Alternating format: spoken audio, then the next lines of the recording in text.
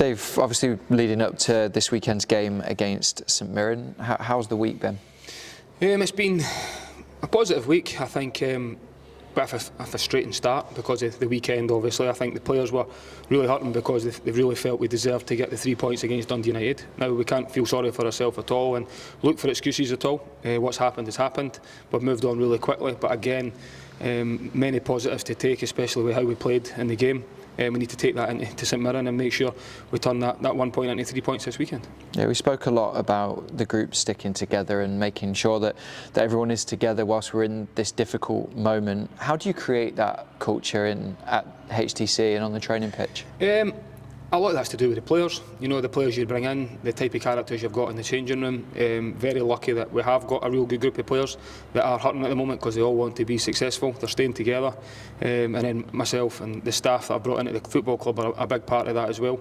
You know, making sure that we are looking at the positives. We're not just papering over the cracks on the negatives as well. We need to make sure we do that because everybody's got the ultimate aim of trying to improve and trying to get more success, because where we find ourselves just now, we know we're underachieving massively, but we also know how quickly it can turn. And we honestly believe with how the group feels at the moment, how close we are, how hard they are working, and how almost that feeling of desperation to get it right because they really, really want it. I can see them putting in every day, and I believe it will turn because of that. Yeah, hopefully it'll turn this weekend against St Mirren. What do you expect from them? It'll be a real tough test. It always is. Always very well organised, very good without the ball, and then very good on the break. You know that with the way they play forward quickly, they've got real power and pace up front.